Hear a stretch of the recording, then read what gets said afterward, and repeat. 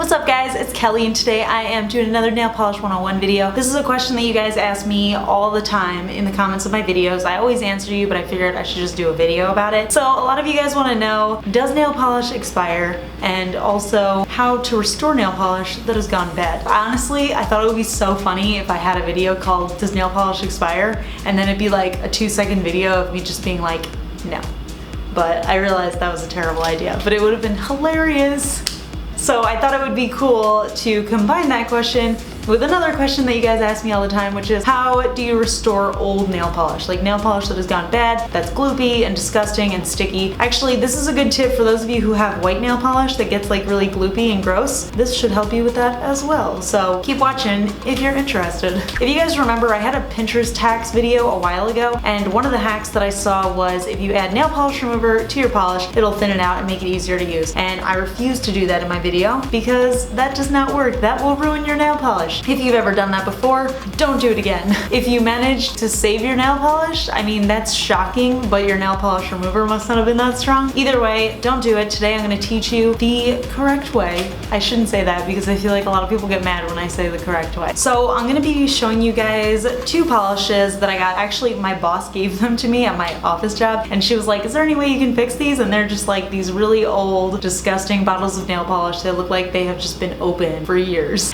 And she wanted to know if there's anything I could do to fix them, so I brought them home, turned on my camera, and I went about fixing them. So that's what I'm going to show you guys today, so I'm just going to go through that. Alright, so here's the first polish. This one's called I'm an Early Waitress, just in case anyone's curious about it. It's not too old, but it's definitely super clumpy. The one that really was horrifying to me was this one. It's called Birthday Babe, and there's like all this clumped up piece on the side. It's just 100% solid on the inside. When I opened it up and tried to, first of all, it was super hard to open, but when I opened it up, you could just like see how thick the polish was. So this is the one I'm going to do first. I'm just going to clean the bottle off with some acetone, which is just pure nail polish remover. So I am just going to take some acetone on a cotton ball and I'm going to get to cleaning. I am going to speed this up just because it took me a really long time to clean up. And I'm sure a lot of you guys are wondering, Kelly, why are you showing us how you clean up a nail polish bottle when this video is supposed to be about how to restore old nail polish? Well, this is actually a super important step because if your nail polish bottle doesn't close fully, which I suspect is what happened here, then your nail polish is going to dry up and it is going to get gross. So after a lot of time,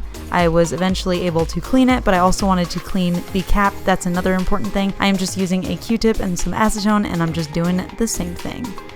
Okay, so now that this one is clean and able to fully close, I can fix it. Okay, so I'm gonna pause right here and I'm gonna let you guys know the secret ingredient. Like I said, do not use nail polish remover. This is what we're gonna use. This is nail polish thinner. This brand in particular that I have is from Sally Beauty Supply. I have had this specific bottle for years. It's only half used because a little bit goes a really long way. So basically what it is butyl acetate, ethyl acetate, and heptane. So that's all that's in this one. They usually have 2 or 3 ingredients. If you are using 3-free nail polish, then you want to use one that is also 3-free. If you are using a nail polish that is not 3-free, you gotta find a nail polish thinner that has those specific chemicals in it because that's gonna help it. So what this product does is it revitalizes your nail polish. So the way that nail polish works is the longer you have it exposed to air and the more that the bottle is open, the more that some of those pieces, the pieces that I just read off the back of this label, are going to evaporate out of the bottle. So what we're doing is we're adding it back in, we're shaking it into the formula, and then we're bringing that polish back to life. So it's just like it's gonna be brand new because we are replenishing the materials that have evaporated.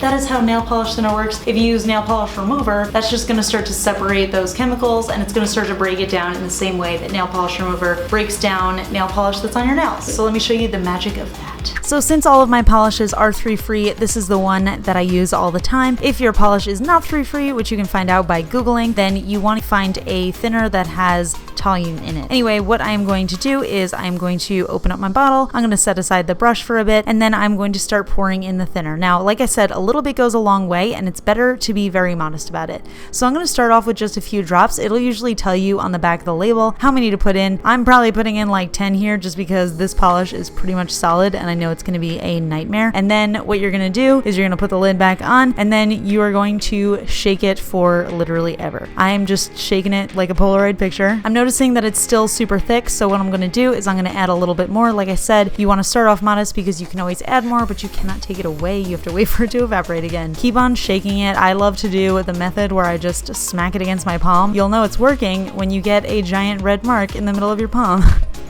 So I actually ended up shaking this bottle for like 10 minutes and it really started to loosen up and thin out, and it was starting to look really good. So at some point you're going to be satisfied with how it looks. You don't want it to get too thin, but this is the finished product, and when I open it up you can see that the polish looks really smooth, just like a regular nail polish. So now I'm going to move on to that red one. Like I said, this red one is not as bad, so I am not going to add as much remover, but it was really gloopy. So if you have a polish that's just thick but it's not super old and clumpy like this, you want to add just like 3 to 5 drops or even less, and you just want to shake it up a little bit and then test the formula again just to see if that has worked. If not, you can add a couple more drops. Like I said, this one wasn't terrible, so it really didn't take too much.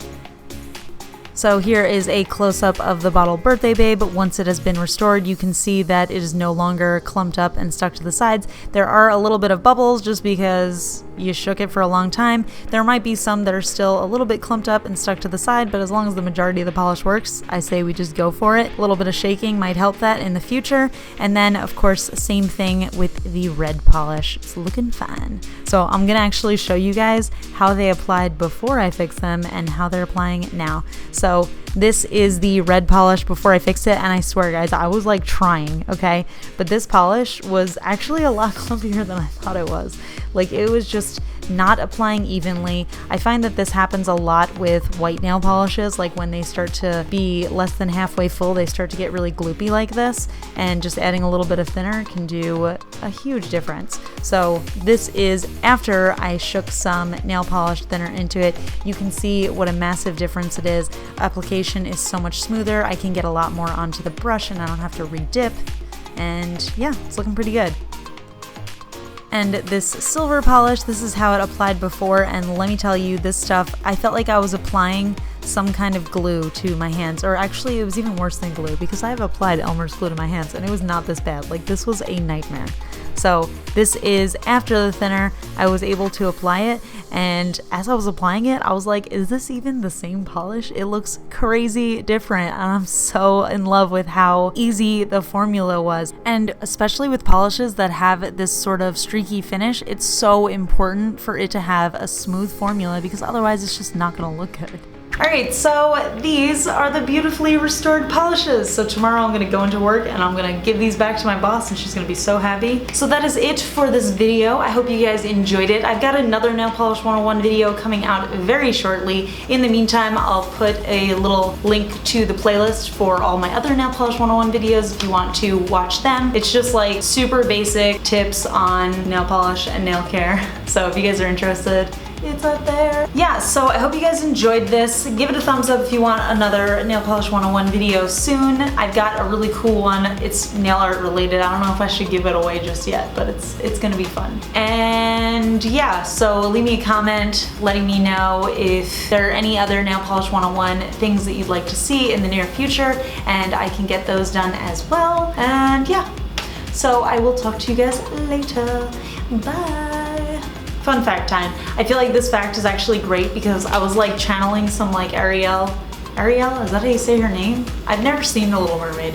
Should that be my fun fact? I don't know, it's kind of embarrassing. I didn't watch a lot of Disney movies because my siblings are older than me, so like by the time I was old enough to comprehend those types of movies, they were watching other stuff and I just wanted to watch what they were watching. Like, I don't really know that much about like the Disney princesses. I know the stories because like, you know, you hear them as you grow up. That's gonna be my fun fact for today. I'll save the other fact I was gonna do for next time, and I'll talk to you guys later.